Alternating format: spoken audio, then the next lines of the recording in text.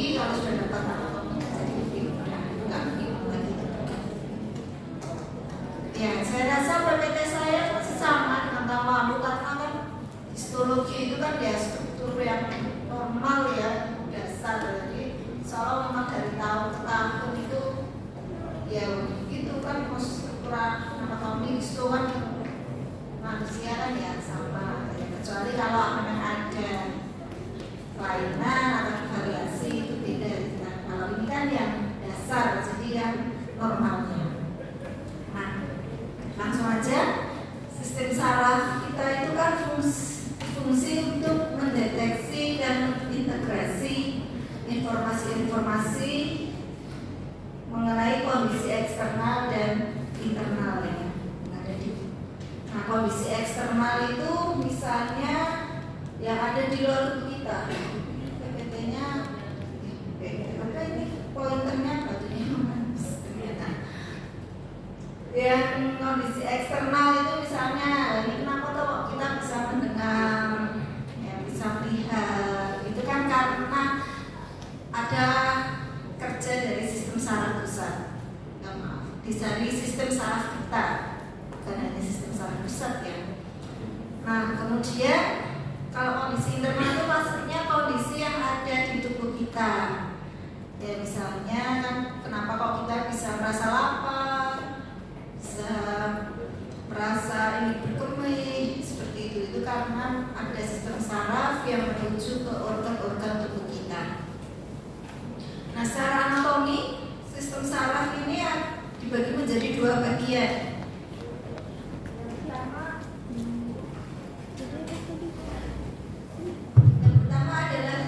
Saraf pusat, ya, yang kedua adalah sistem saraf tepi. Nah, untuk sistem saraf pusat sendiri ada 3 organ. Yang pertama adalah cerebrum. Cerebrum itu otak besar kalau orang bilang ya. Terus ada cerebellum, ini ya yang kecil di bawah dari cerebrum. Kemudian ada medulla spinalis. Kemudian untuk sistem saraf tepi ini terdiri dari serabut saraf dan ganglion. Untuk serabut sarafnya itu ada yang berasal dari kranial, makanya ya yang langsung dari sini, makanya dinamakan serabut saraf kranial. Juga ada serabut saraf yang berasal dari medulla spinalis, dinamakan serabut saraf spinal. Kemudian untuk ganglion itu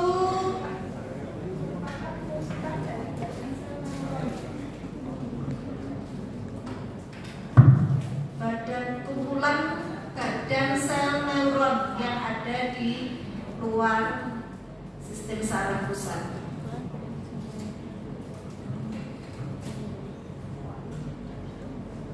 Nah, berikutnya ini tadi dari sini.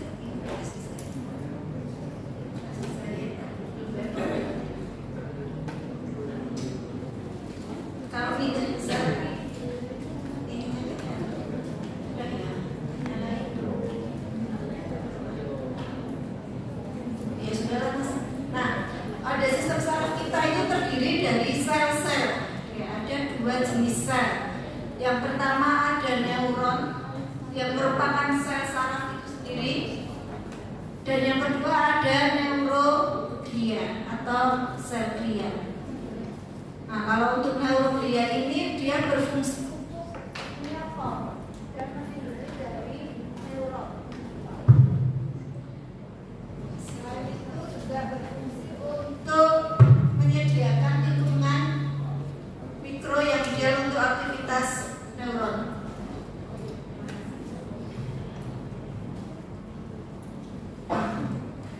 Neuron dan neuroglia lebih banyak mana di sistem saraf pusat?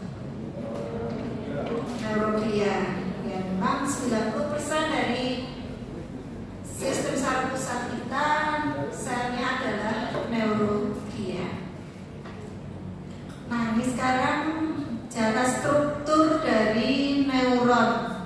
Nah, ini gambaran secara umum ya, seperti ini. bagian-bagian neuron. Yang pertama ada badan sel atau perikarion. Nah ini ya, yang ini perikarion. Yang ini merupakan pusat dari neuron. Nah, pada badan sel ini dia terdiri dari nukleus dan nukleolus. Nah, ini gambaran skematisnya yang bawah. Selain ada nukleus dan nukleolus, juga ada organela.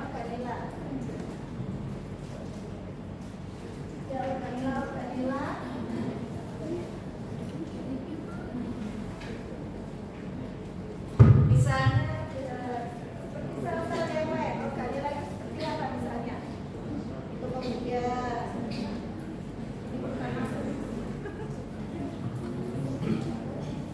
ada mitokondria, kemudian retikulum endoplasma, gitu ya. Ada aparatus Golgi. Ya.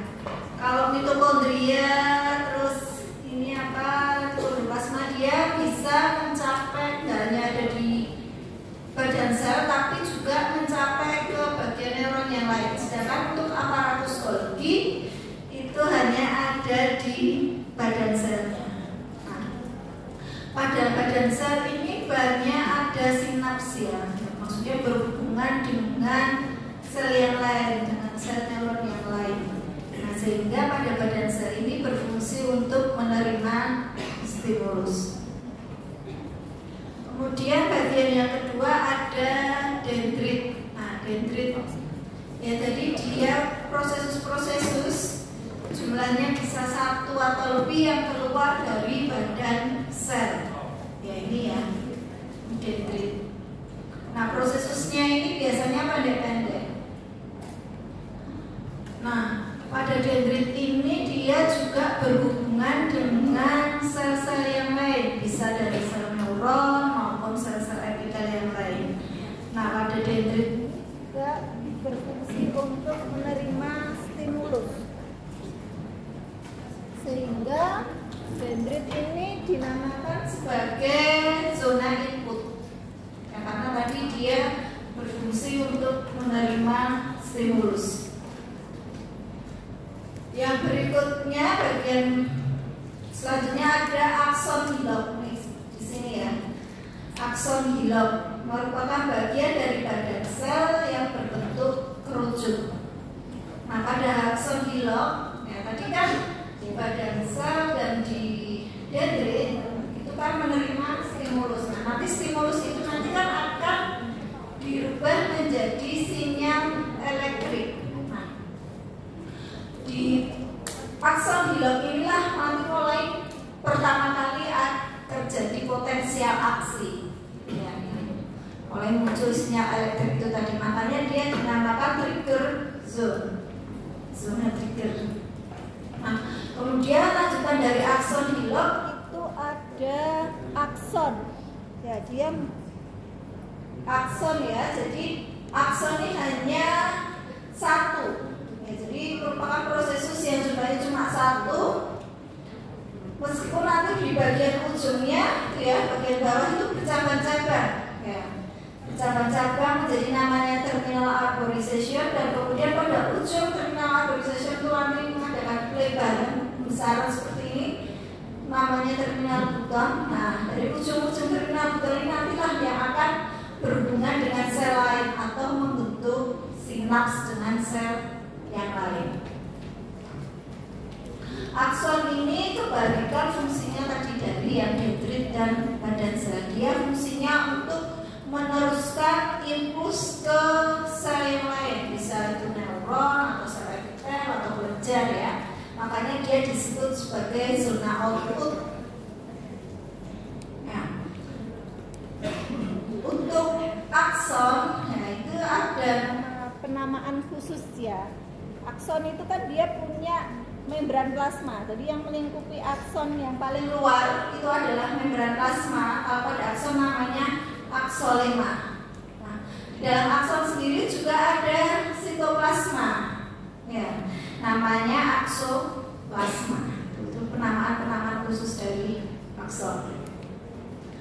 Nah, ini hanya contoh-contoh neuron ya yang ada di sistem saraf pusat. Ya, ini yang ada di cerebellum itu khas neuronnya yang dijumpai adalah sel Purkinje. Seperti ini bentuknya ya. Jadi punya badan sel yang bulat, terus punya dendrit yang banyak sekali cabangnya. Kemudian pada cerebrum yang khas lagi yang dijumpai ada sel piramid ya. Dinamakan sel piramid karena bentuk badan selnya adalah piramid. Jadi sepertiga, segitiga. Nah ini berdasarkan ini ya, dari akson dan dendritnya. Neuron itu ada tipe-tipenya. Ada beberapa tipe, ada 3. Yang pertama ada ada neuron multipolar. Nah, neuron multipolar tadi jadi seperti gambaran neuron yang sebelumnya itu adalah neuron yang tipe multipolar. Ya, memang tipe neuron ini banyak ya, paling banyak dijumpai. Pada sebagian besar neuron tipenya adalah multipolar.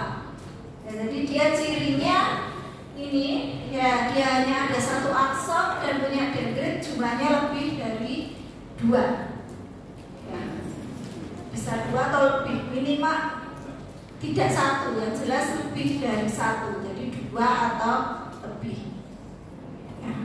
Kemudian ada neuron bipolar ya, dari namanya ya bi, jadi jelas ya.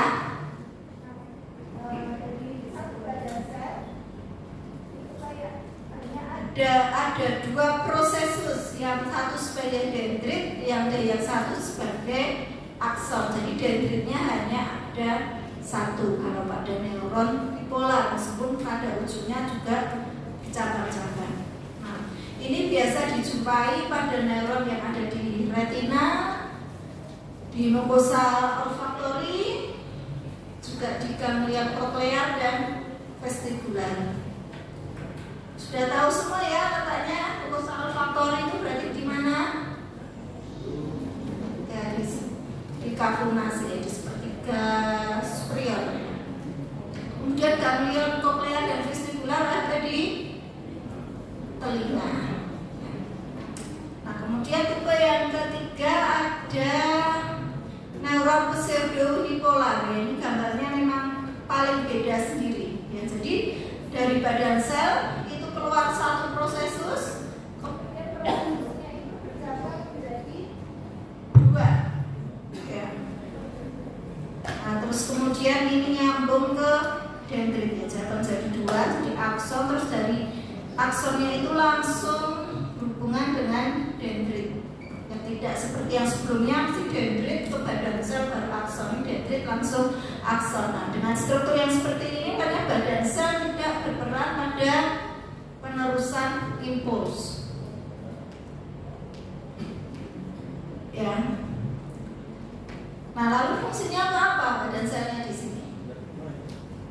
Pada neuron pseudounipolar. Fungsi utama badan sel apa kan?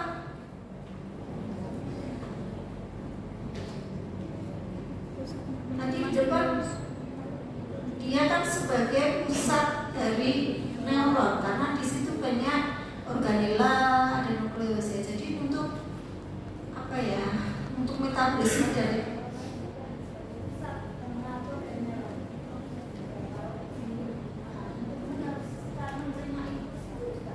fungsi, tapi fungsi yang tidak utama ya. Yang utama kan pusat dari neuronnya. Nah, karena pada pseudounipolar ini dia tidak berperan pada sel untuk penerusan impuls. Ini bisa dijumpai pada ganglion spinaler ya, ganglion sensoris. Nah, ganglion itu termasuk tadi apa? Sistem saraf pusat atau tepi? Tepi ya. Nah, tadi sudah saya singgung terkait dengan sinaps ya. Sinaps tadi yang pertama yang membentuk apa? Ujung dari akson, bagian yang paling ujung dari akson apa tadi yang membentuk sinaps? Terminal butonnya, terminal butonnya. Jadi ada terminal buton di sini. Terus dia berhubungan dengan sel yang lain, ya. Ada sel yang lain. Nah ini sel lain itu kan masuk tadi, bisa neuron, bisa sel yang detail gitu ya. Nah kemudian antara akson dengan sel tadi, sel yang berikutnya atau sel possinap itu ada celahnya, ya, celah sempit. Nah inilah yang dinamakan sinaps. Ya, jadi celah sempit antara neuron atau neuron dengan sel yang lain. Nah di sinaps ini terjadi perubahan sinyal. Nah, jadi kalau di neuron kan sinyalnya kan sinyal elektrik ya, kan tadi ya, muncul potensial aksi, diteruskan akson. Begitu sampai di ujung akson, nah sinyal elektrik itu tadi akan ini merangsang vesikel-vesikel yang ada di ujung akson. Nah, vesikel-vesikelnya ini kan mengandung suatu neurotransmitter. Nah, dari sini akan mempengaruhi vesikel tadi untuk mengeluarkan neurotransmitternya. Ya, neurotransmitternya masuk ke celah sinap dan kemudian ditangkap oleh sel possinap. Sel berikutnya, ya akibatnya sel berikutnya kan menangkap neurotransmitter. Oh tahu, jadi impulsnya bisa ditangkap. Nah, jadi mengubah sinyal elektrik menjadi sinyal kimia. Sinyal kimia itu maksudnya karena ada pelepasan neurotransmitter itu tadi. Nah, kemudian untuk tipe sinaps itu ada 3. Ya, ini dinamakan yang membentuk sinaps tadi. Nah, saya rasa gampang saja namanya ya. Yang pertama ada aksosomatik sinaps, yang namanya aksosoma, akson dengan badan sel. Ya. Akson fungsinya mengirimkan impuls, badan sel menerima impuls. Jadi aksosomatik ya untuk meneruskan impuls ke sel neuron berikutnya. Kemudian ada sinaps aksodendritik. Jadi antara akson dan dendrit ya. Jadi ini sifatnya juga hampir sama dengan yang aksosomatik ya. Kan dendrit akson meneruskan impuls kemudian ditangkap oleh dendrit ya, yang menerima impuls. Kemudian yang berikutnya ada aksonik antara akson dengan akson. Seperti ini. Nah, akson dengan akson, padahal akson sama-sama fungsinya untuk meneruskan impuls. Terus gimana itu? Antara akson dan akson. Ya. Kenapa demikian? Sama-sama meneruskan impuls.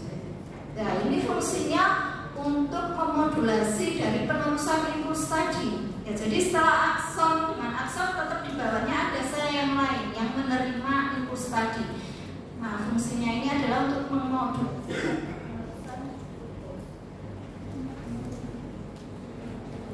Nah, neuron sudah ya, kita lanjut membahas tentang neuroglia.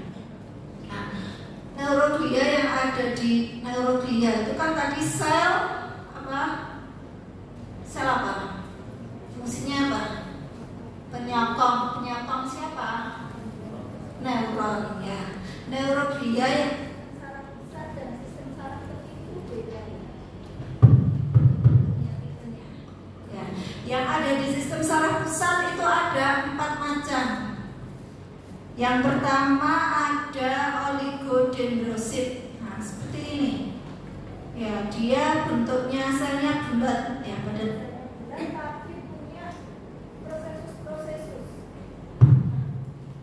prosesus dari oligodendrosit ini ya, dia punya prosesus.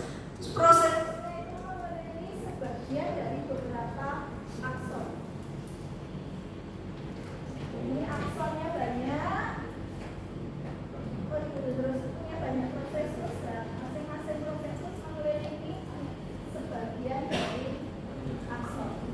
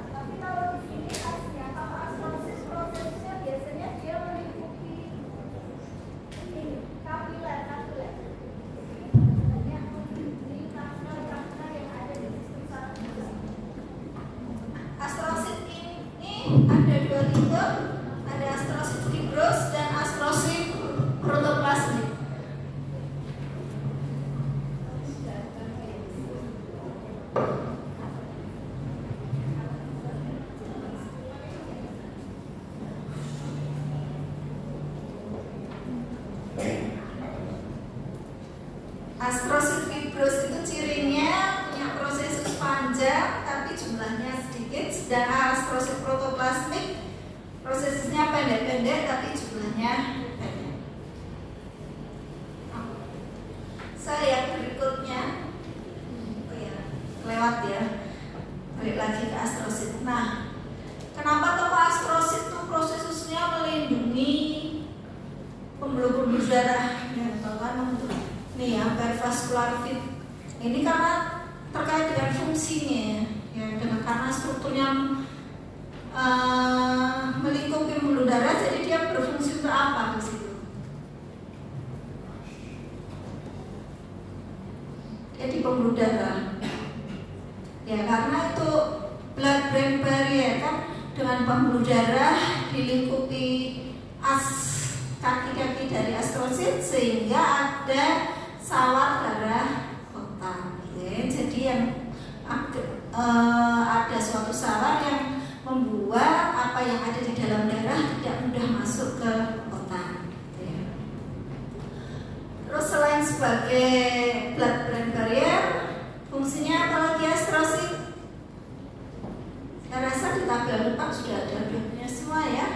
Ya, untuk membantu pertukaran metabolit antara neuron dan sistem vaskuler. Selain itu juga untuk perbaikan sistem saraf pusat dan juga sebagai support mekanik. Nah, kenapa support mekanik? Karena ini selain dia di pembuluh darah, tapi proses-prosesnya itu juga membentuk lapisan pada permukaan dari otak ya, di bawah diameter ya, dia di bawah diameter atau di sebelah luar dari otak itu ada proses-proses dari astrosit juga. Jadi dia memang tidak hanya di pembuluh darah. Nah, kemudian sel yang berikutnya adalah sel ependin.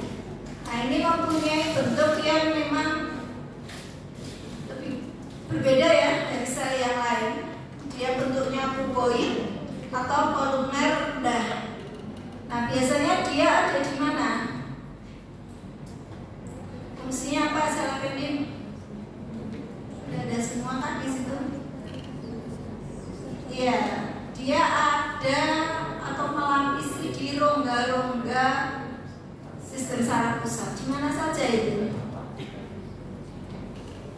Rongganya ada di mana saja? Di ventricle. Kemudian ada di canalis ventralis, medulla spinalis. Tadi sudah kita cari di anatomi. Ventricle itu di sebelah mana? Ada berapa ventricle? Ventricle apa aja yang ada di sistem saraf pusat? Ada ventricle. Tadi sudah toh? Belum. Tadi pelajari apa? Anatominya. Oh, pengantar saja loh. Bukan anatomi cerebrum seperti apa, cerebrum. Oh, ya sudah. Ya, pokoknya intinya ya, di sistem saraf pusat itu kita itu ada suatu rongga-rongga ya, yang di dalam sini. Yang di dalam sini itu ada rongga yang namanya ventricle. Ada ventricle lateralis, ventricle ketiga, dan ventricle keempat. Nah, kemudian kan sistem saraf pusat saya terus kan nyambung ke medulla spinalis ya, yang ada di canalis ini ya, vertebra ya. Nah, di dalam medulla spinalis itu kan juga ada kanal centralis ya. Nah, di canalis centralisnya itu juga dilapisi oleh sel ependin ini, gitu ya. Nah, sel ependin ini bentuknya kuboid atau kolumen rendah. Dia pada permukaannya ada silia. Apa fungsi silia? Secara umum menggerakkan. Nah, ini kira-kira kok ini ada silianya mau menggerakkan apa ini? Menggerakkan apa, Mbak? Hah? Kenapa kok perlu ada silia di situ? Nah, tadi kan di rongga-rongga otak itu kan apakah suatu struktur yang kosong? Rongga bolong gitu aja, nggak ada apa-apanya.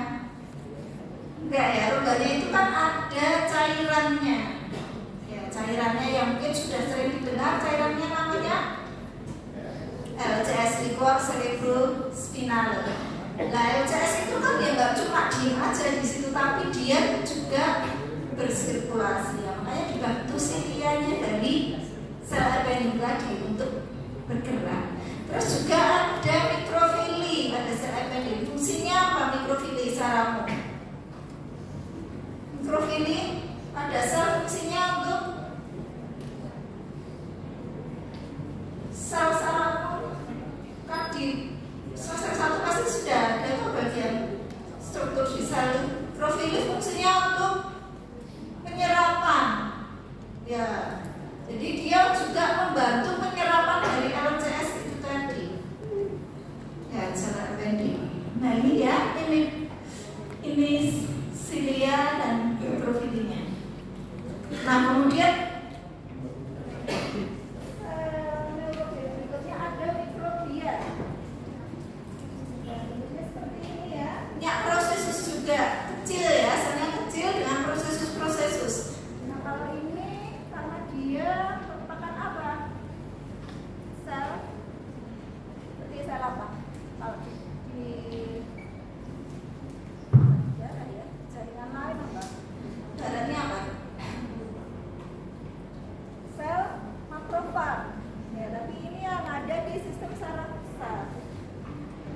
Jadi dia fungsinya untuk pertahanan imunologi.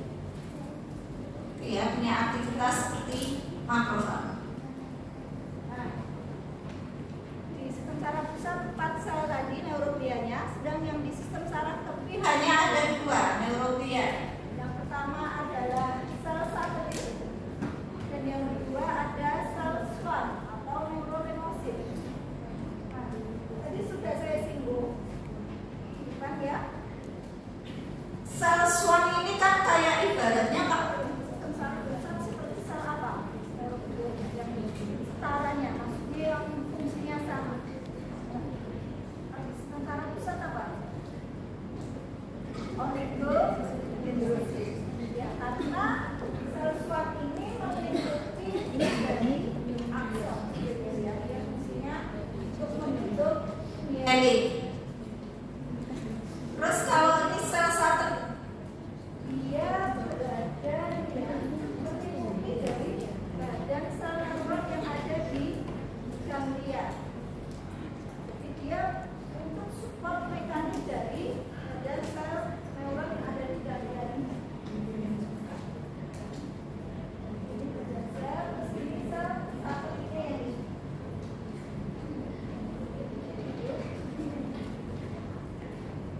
Oke, neuroglia sudah. Sekarang lanjut ke sistemnya.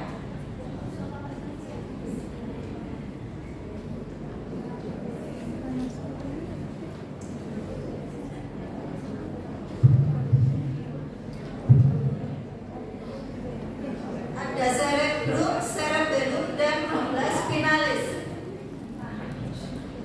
Secara umum ya, secara umum, secara dilihat secara kasat mata, secara makroskopis, baik cerebrum, cerebellum maupun medulla spinalis, yaitu kalau dibelah ya seperti ini, akan tampak 2 daerah yang berbeda.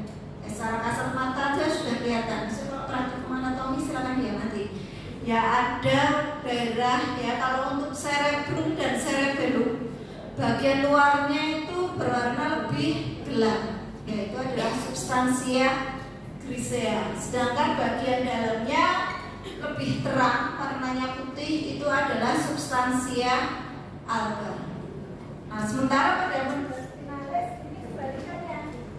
Yang sebelah luar malah yang lebih terang, sedangkan yang bagian dalam malah yang gelap. Ya, jadi substansia albanya yang ada di luar kalau di medulla spinalis. Apa? Substansia griseanya yang di tengah yang membentuk seperti kuku ini. Ini ya. Nah, kenapa kok sampai kelihatan ada 2 daerah yang berbeda, yaitu karena ada perbedaan distribusi dari mielin. Nah, kemudian secara mikroskopis, perbedaan substansi substansia alba dan grisea. Nah, untuk substansia alba ya karena dia tadi warnanya lebih cerah ya karena dia terdiri dari terutama serabut yang bermielin. Sedangkan yang substansia grisea serabutnya sebagian besar tidak bermielin. Ya ini ya gambaran histologisnya kelihatan sekali ya. Yang sebelah kiri Anda ini merupakan substansia alba. Sedang yang ini struktur yang lebih padat ini adalah substansia grisea. Nah, substansia alba ini lebih terang karena ini yang terang ini adalah selubung mielin yang melingkupi akson. Ini akson yang berwarna.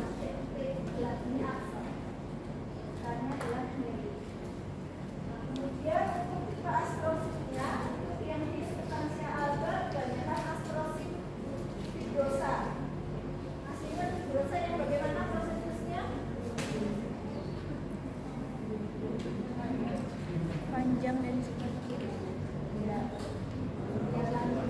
Sedangkan yang substansia grisea yang itu produk sementara menurut dia yang lain oligodendrosit dan mikrobia itu sama tujuannya ada semua dan yang paling membedakan adalah ini veritarion atau veritarion apa? Badan sel neuron. Badan sel neuron hanya ada di substansia grisea. Ini ya, badan sel neuron. Ini sudah. Ini tuh. Substansia alba tidak ada. Kita lanjut masing-masing organ. Udah ini dong. Cerebrum ya. Tadi sudah di yang ada depan ada substansia grisea dan substansia alba. Nah, substansia grisea ini yang luar dia membentuk korteks cerebri. Ya. Kemudian untuk substansia alba ini ya atau mungkin disebut medula, membentuk medula bagian tengah. Ya. Nah, untuk secara histologis substansia grisea pada cerebrum itu ada beberapa lapis ya, ada 6 lapisan. Sedangkan pada substansia alba struktur histologisnya ya seperti yang di depan tadi, ya sama banyak mielin ya yang melingkupi dari akson-akson.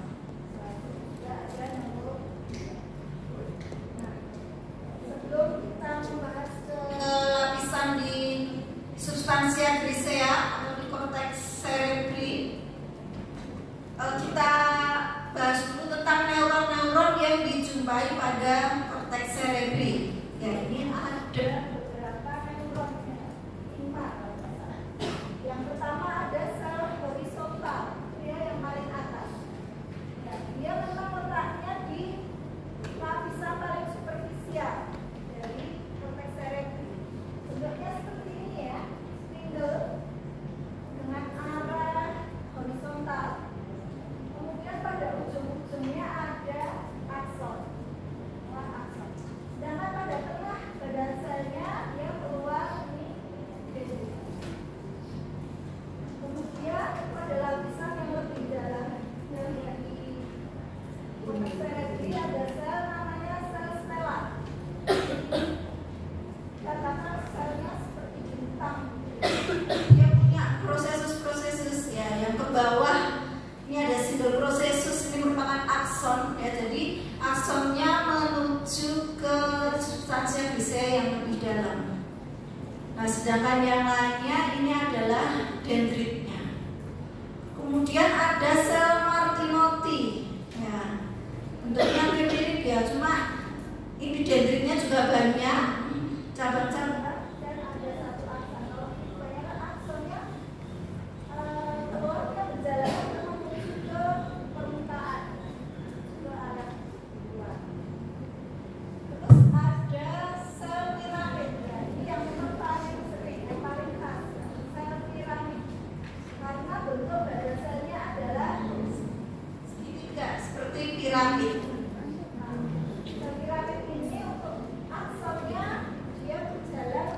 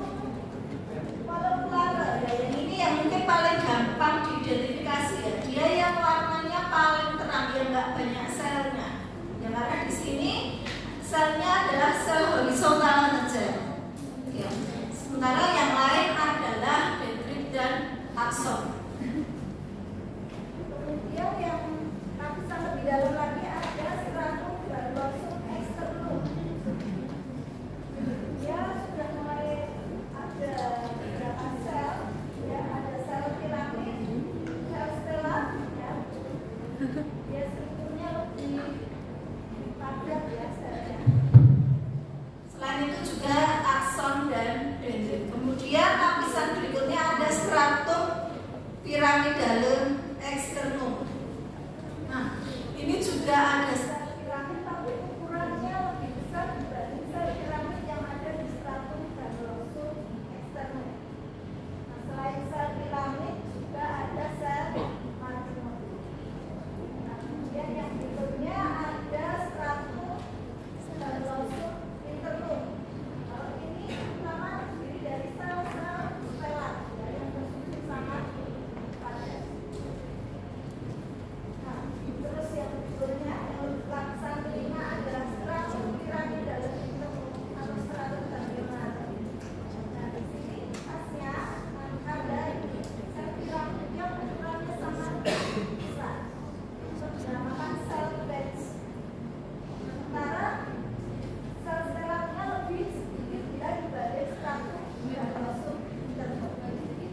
So kalau melihat dia tahu bedanya, itu memang perlu digerakkan meja preparatnya. Dia nanti lihat molekular, memang jelas dia yang gerak. Terus ada ke bawah yang mulai pakai sel-selnya. Jadi itu adalah granulosum externum. Piramidnya masih kecil. Terus gerakkan lagi. Nah, Anda menemukan ini piramidnya kok sudah lebih besar. Nah, jadi piramidale externum. Gerakkan lagi. Selnya kok kebanyakan sel stelat.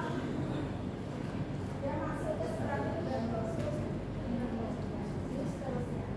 Dan yang paling bawah adalah stratum multiformis. Nah, ini yang membedakan lagi. Di sini sudah ada sel fusiform tadi. Ya, dan juga dijumpai sel-sel yang lain. Namanya multiform. Jadi berbagai sel ada di Nah, ini kemudian ini kalau saya nggak pakai ini kedengaran nggak sih di yang belakang? Enggak. Udah kalau itu saya dari belakang. Latihan. Kemudian ini cerebellum. Ya. Cerebellum mungkin nanti preparatnya jauh lebih mudah ya. Dia hanya korteks cerebrinya hanya ada 3 lapis. Ya seperti itu ya. Ini yang warna sampai warna paling gelap itu ada substansia grisea. Terus yang tengah itu yang terang itu adalah substansia albanya. Ya. substansia grisea, jadi hanya ada 3 lapis dan sangat mudah dibedakan. Nah, untuk di cerebellum itu Ada serabut saraf aferen yang khas yang cukup besar, yaitu ada mouse fibers dan blinding fibers. Saya rasa ini tidak mudah kalau untuk melihat di preparat secara pembesaran yang cukup kuat ya untuk melihat serabut saraf. Nah untuk blinding fibers itu serabut sarafnya menuju sel Purkinje ya, jadi dia mengadakan sinaps dengan sel-sel Purkinje. Sedangkan mouse fibers itu seratnya besar ya, dari substansia alba kemudian masuk ke substansia grisea dan bercabang-cabang. Gitu ya. Nah, ini gambaran mikroskopis dari lapisan korteks cerebelli atau substansia grisea cerebelli. Ya itu kita perkuat lagi ini gambaran yang di tengah. yang lebih berbesaran kuat dari yang gambar sebelah kiri. Itu kan yang di paling luar itu kan warnanya lebih terang ya daripada yang Bagian dalam. Nah yang berwarna terang itu namanya stratum molekulare. stratum molekulare. Nah, kemudian di bawah stratum molekulare yang nomor 2 itu hanya satu lapisan gitu ya, lapis tipis ya. Itu namanya stratum ganglionare. Nah, kemudian yang warnanya gelap, yang nomor 3, yang warnanya paling gelap itu namanya stratum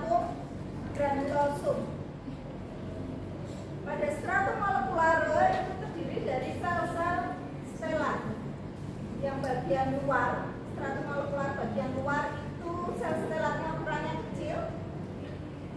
Sedangkan yang di sebelah dalam sel stelatnya ukurannya cukup besar ya, lebih besar dibanding yang luar. Dan punya ciri aksonnya tidak bermielit dan Untuk anyaman yang mengelilingi dari sel Purkinje. Sel Purkinje itu ada di stratum ganglionarum. Jadi melingkupi sel-sel yang ada di bawahnya. Nah, kemudian untuk stratum ganglionarum, dia cirinya ini gampang sekali diidentifikasi karena ada sel-sel Purkinje. Ya, sel Purkinje itu hanya satu deret saja, jadi tidak bertumpuk-tumpuk, satu deret.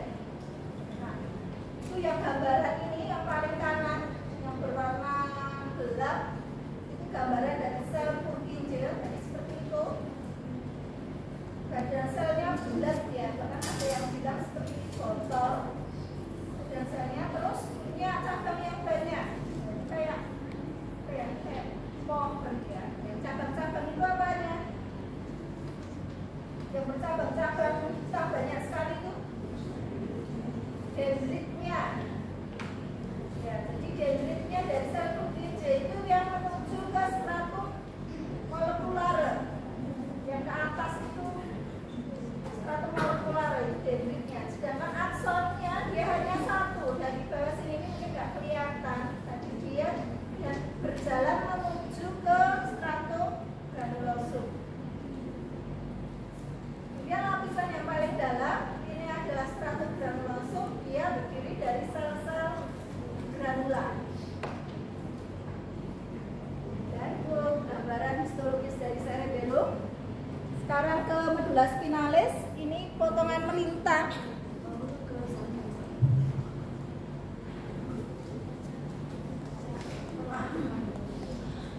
kalau ini kita identifikasi bagian-bagiannya saja. Kalau di medulla spinalis ya,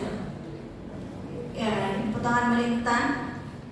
Yang sebelah luar ini kan substansia alba ya. Substansia alba karena adanya Menjadi bagian-bagian.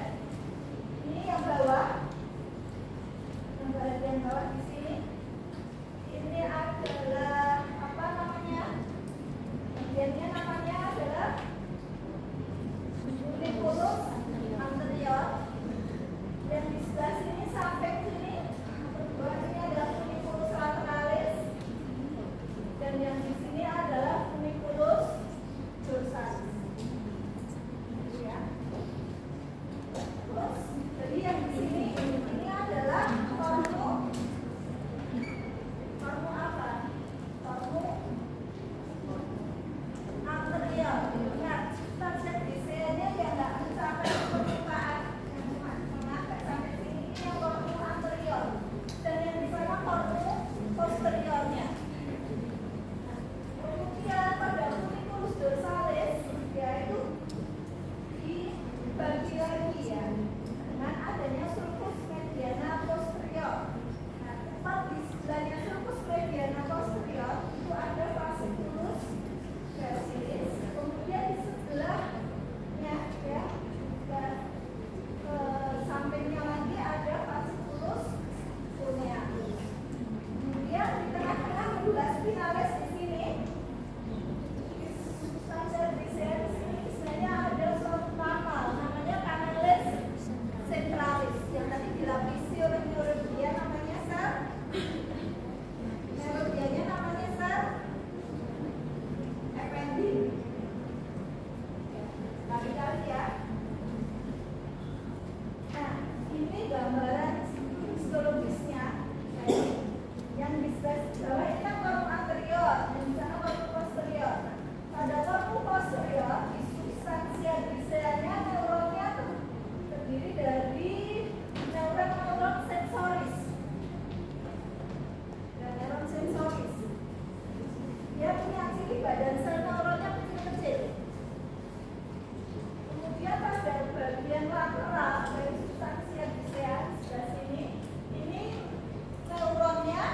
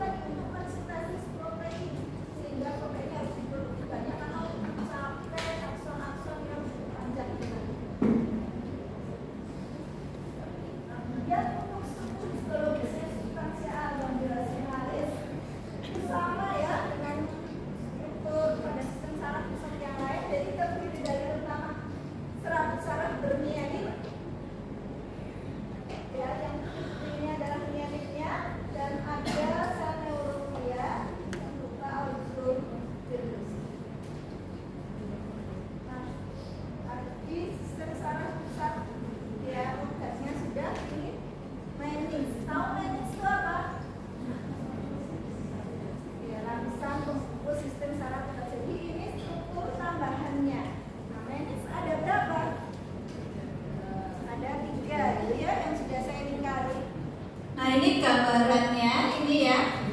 Yang luar itu adalah kulit ya, kulit. Terus di bawah kulit ada periosteum.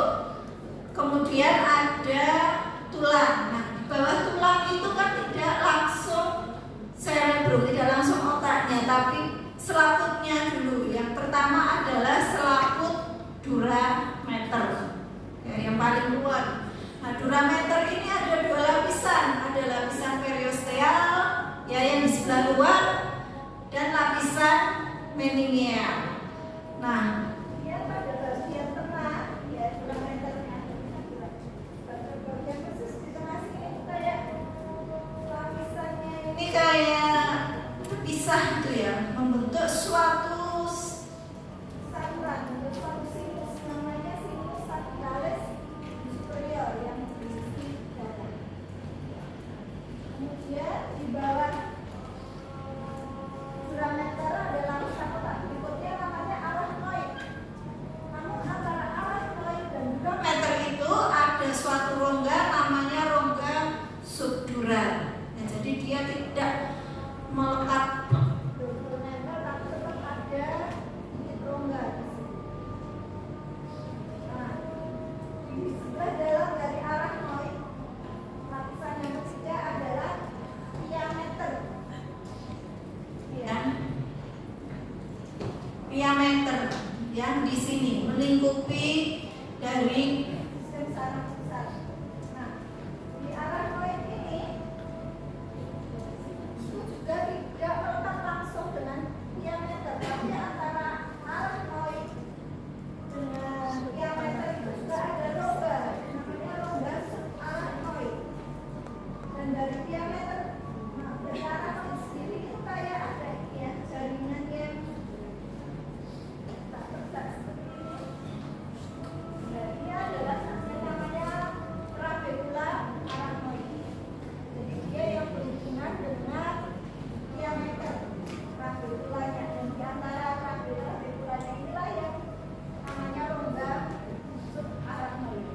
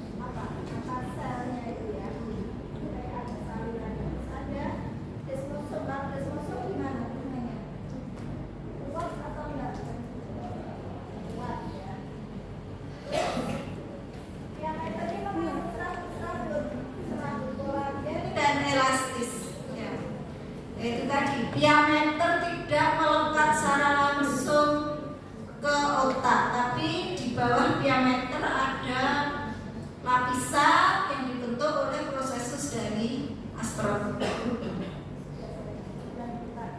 Nah, diameter dan lapisan yang dibentuk oleh prosesus dari asteroid tadi berfungsi untuk fisikal value.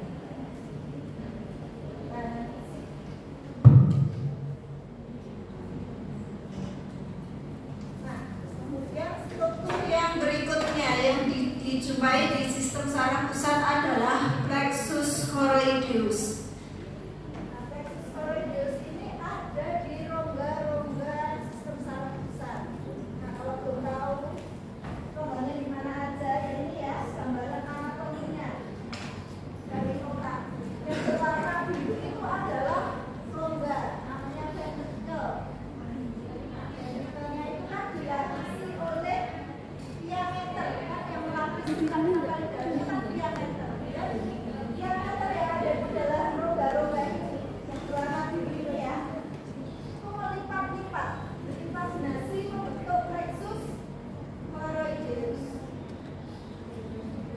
Dan di dalam yang berwarna biru ini ada. Nah, histologisnya seperti ini. Kira-kira gambaran histologinya plexus choroideus ini dia melipat-lipat. Ini jaringan otak, kemudian rongga ventricle, dan ini plexus choroideus. Nah, gambaran histologinya.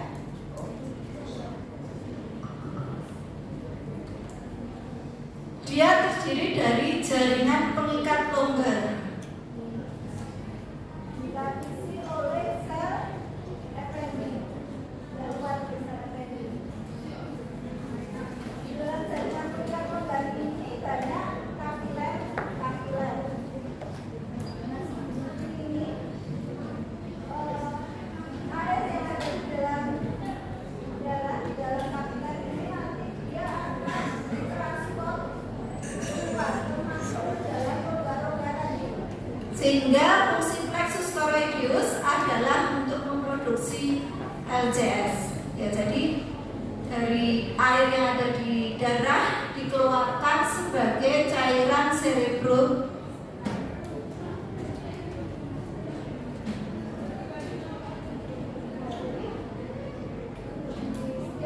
Sudah saya jelaskan ya, di setiap rongga yang ada di sistem saraf Ada LCS-nya. Selain ventricle, ananas centralis juga di rongga subaraner dan di rongga perivaskular. Perivaskular antara apa dengan apa ya? Diameter nah, pembuluh darah. udara. Kayak LCS-nya, dia fungsinya ini untuk meredam goncangan mekanik dan juga untuk metabolisme. Ya, dia jernih ya, jadi seperti air gitu ya. Mengandung protein garam.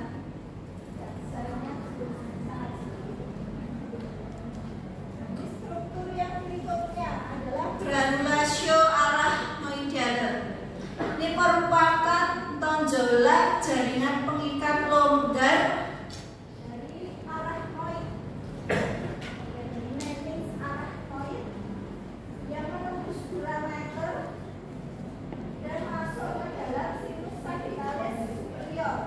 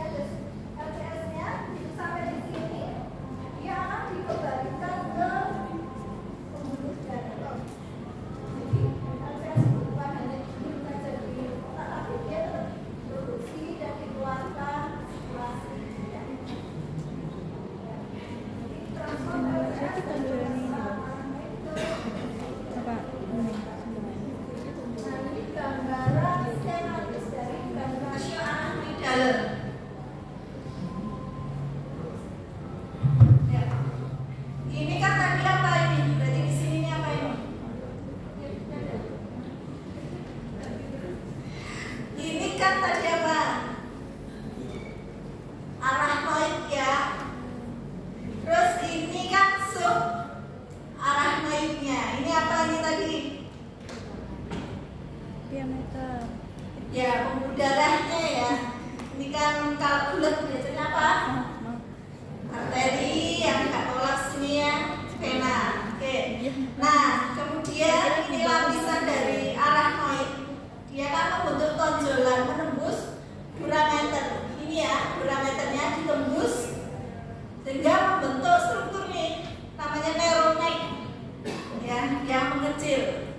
Nah, terus keluar masuk ke sinus agitalis superior dan melebar lagi. Ya, yang membungkus paling luar di sini adalah endotel. Ya, dari granulationnya. Nah, kemudian di bagian tengahnya ini adalah core inti ya. Nah, ini terdiri dari trabekula kolagen ya yang dilapisi sel-sel arachnoid. Ya. Kemudian di antaranya ini ya yang rongga-rongga ini membentuk ini ya channel-channel atau saluran yang ada LCS nanti yang akan siap dikeluarkan. Sementara kemudian di bawah dari endotel, antara endotel dan core itu ada cap ya. Itu cap yang warnanya agak hijau-hijau itu terdiri dari sel leptomeningeal yang tersusun padat dan sedikit serabut kolagen. Ya ini gambar skematis, sebenarnya gambarnya bagus ya. Nah ini mungkin potongan yang lebih bagus lagi. Ini dengan potongan longitudinal, yang ini transversal. Yang tengah adalah core-nya, kemudian ada cap dan kemudian endotel. Nah ini potongan transversal jelas memperlihatkan adanya channel-channel atau saluran-saluran tadi ya untuk mengalirkan LCS ke luar. Nah ini yang ada bayangnya seperti itu ya. Kalau di preparat gambarannya nanti seperti ini. Ya jadi granulationnya yang ini ya tonjolan. Nah ini neuronecknya ya ini neuronecknya. Ya terus tengahnya ini adalah core-nya yang banyak dan kelihatannya rongga-rongganya ini adalah channelnya. Ini perbesaran yang lebih kuat. Ini granulationnya itu ini. Ini endotelnya. Terus ini core-nya, yang di sekitarnya ini adalah channel-channelnya. Ya. Ingat, ini pasti punya catatan kakak tingkat, jangan sampai salah. Bukan yang ini granulationnya. Ya. Kalau ada mungkin dapat usulan dari kelas yang mencatatkan gambar granulation itu ini, bukan yang ini, tapi ya memang ada ininya, tapi struktur di atasnya ini loh. Nah, ini kan sama dengan ini. Jadi yang atasnya sini ini kurang digeser, tapi mungkin untuk jembatan keledai belajar, pokoknya ada gambar ini. Nanti kalau pas responsi granulation, nanti ini yang nggak saya tampakkan ya jangan bingung. Kadang nggak tampak seperti ini, tapi yang ini. Ya ingat, bukan yang ini karena saya baca catatan kakak kelas yang sudah diturun temurun gambaran granulation adalah gambaran seperti cacing. Ya boleh kalian belajar dari kakak kelas mungkin jembatan keledai, tapi ya tolong di cross check lagi gitu ya. Tuh ini soalnya udah berkali-kali tahun saya luruskan betul, saya kuliah saya luruskan, tapi nanti prakteknya pas responsi ya masih banyak yang salah. Jangan sampai lagi yang kata ini ya. Nah, sudah tadi struktur dari granulation. Sekarang ada struktur yang khas lagi di sistem saraf pusat tadi udah disebut adanya blood-brain barrier. Ya, itu karena ada apa tadi sel neuroglia yang berkelap, ada astrosit ya yang prosesnya melingkupi kapiler. Nah, selain dari astrosit, karena struktur endotelnya sendiri, ya endotel kapilernya itu dihubungkan dengan tight junction. Karena junction itu kan sama kuat, tidak mudah ditembus. Ya. Nah, dengan adanya struktur sawah darah otak ini sehingga mencegah masuknya substansi zat-zat asing atau toksik dari pembuluh darah ke sistem saraf. Jadi memang itulah mengapa kok tidak semua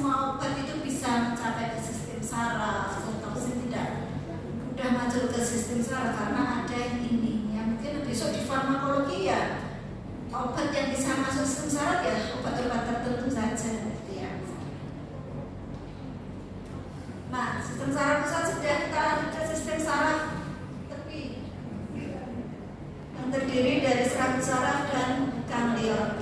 Nah, serabut saraf ya itu sebenarnya dia terdiri dari akson-akson sel saraf yang berkumpul. Ya.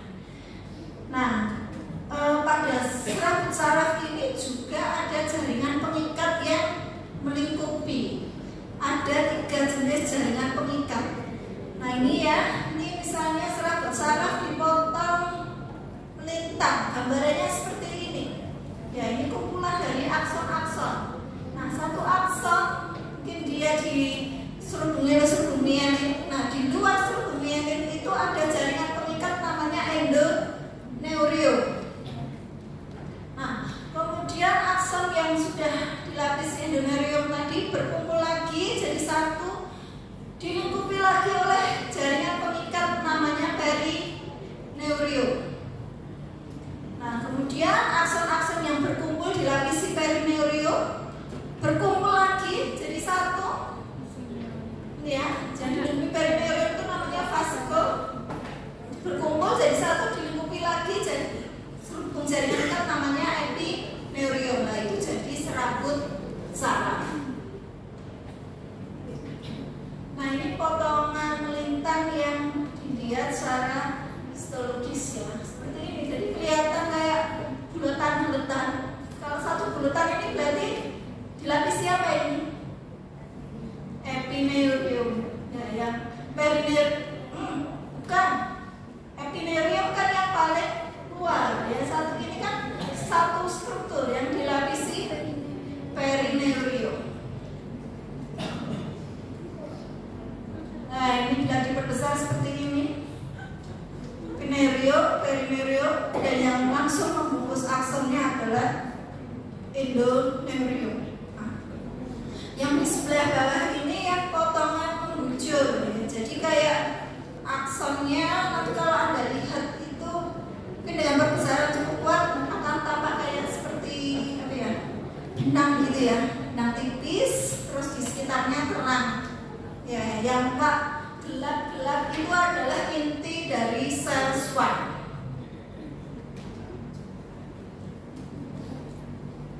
Ya ini aksonnya, jadi hanya seperti benang tipis. Nah, serabut saraf tadi kan ada yang bermielin, ada yang bermielin itu biasanya dijumpai pada akson-akson yang diameternya besar. sedangkan yang tidak bermielin biasanya pada akson yang diameternya kecil, misalnya pada sistem saraf otonom. Nah untuk yang tidak bermielin itu terus bukan hanya akson gitu aja terus langsung endoneurium, tidak, tapi dia tetap dilingkupi oleh sel Schwann tapi hanya sitoplasmanya, ya, sel Schwann-nya tidak membentuk mielin. Nah adanya mielin ini ya punya keuntungan agar konduksinya atau penghantaran impulsnya jadi lebih cepat. Nah ini proses pembentukan serabut saraf bermielin. Ya, jadi ada satu sel Schwann melingkupi satu akson. Ya, pertama hanya dilingkupi sebagian. Nah selanjutnya sel Schwann tadi mulai membentuk lapisan-lapisan ya, membran plasma dan sitoplasmanya membentuk suatu lapisan seperti ini, dan lapisan Lapisannya itu terus dibentuk saling tumpang tindih sampai dan akhirnya nukleus dan sitoplasma sel Schwann sampai terdorong ke ini kan namanya struktur mielin. Nah sementara pada serabut saraf yang tidak bermielin ini satu sel Schwann langsung membungkus banyak akson. Nah, akibatnya dari masing-masing akson hanya dibungkus oleh sitoplasma dari sel Schwann. Tidak ada struktur mielinnya.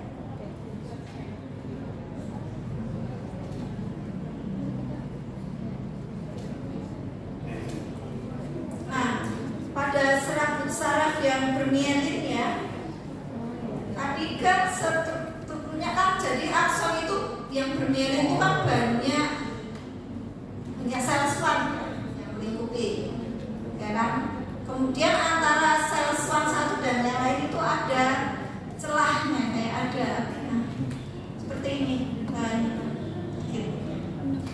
Nah, ini namanya nodus Ranvier, ya kan? Nodus Ranvier itu tempat apa tadi? Kan impulsnya jadi dengan adanya struktur mielin, tadi kan impulsnya jadinya meloncat-loncat gitu kan ya, melewati nodus Ranvier satu ke nodus Ranvier yang lain sehingga pengantarannya lebih cepat kalau pada saraf mielin. Dan ini aksonnya ya nampaknya tipis ya, kurang jelas juga di sini. Sedang yang terang ini malah selubung mielinnya. Nah ini gambaran ultrasound.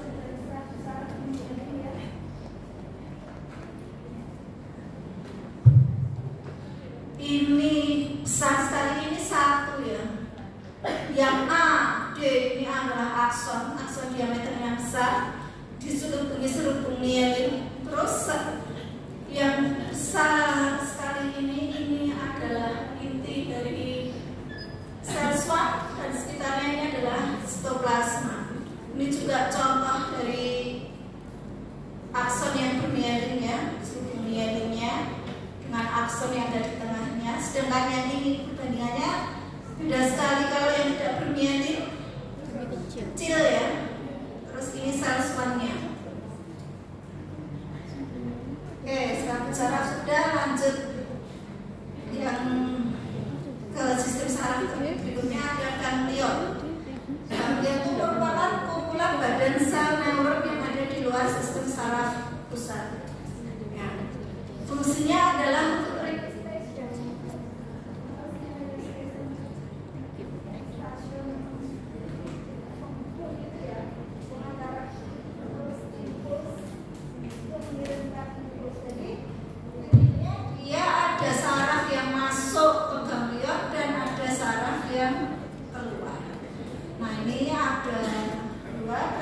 sensoris dan ganglion otonom. Nah, yang termasuk ganglion sensoris itu ada ganglion kranial, itu maksudnya yang tadi dari serabut-serabut saraf kranial, dan ada ganglion spinal. Nah, secara histologis pada ganglion sensoris itu badan sel neuronnya bertipe pseudo unipolar. Seperti apakah yang neuron pseudo unipolar tadi cirinya bagaimana? Ciri utamanya saja. Mana Pak? Jadi dari dendritnya langsung nyambung ke akson. Jadi pengantaran impulsnya kan tidak melewati badan sel. Terus berikutnya badan sel neuronnya itu berkelompok. Jadi berkelompok-kelompok. Ini adanya siklus rambut saraf yang masuk menembus ke dalam ganglion. Ini gambarannya. Ya, sehingga karena ada ini rambut saraf yang masuk ke ganglion, akibatnya sel-sel neuronnya terletak di tepi, berkelompok dan ke tepi.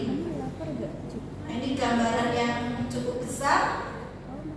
Ini badan sel neuron, dia dilingkupi oleh sel-sel satelit. Nah, kemudian untuk ganglion otonom, ya, ganglion otonom itu kan untuk aktivitas involuntar ya. Maksudnya involuntar itu apa? Tidak sadar, misalnya untuk mengatur pergerakan saluran cerna seperti itu ya, saluran lambung. Nah, kalau ganglion otonom neuronnya multipolar. Ya, seperti yang gambaran umum dari neuron tadi. Cirinya punya nukleus di tepi. Nah, kalau di sini jelas ya, beda ya dengan ganglion yang sensoris. Badan sel neuronnya tersebar. Kalau tadi kelihatan menggerombol di tepi, ini tersebar tersebar, dan di sekitar-sekitarnya ini ya ada dendrit dan akson. Ini perbesaran yang lebih kuat. Ini badan selnya, badan sel neuron. Terus di sekitarnya ini adalah akson dan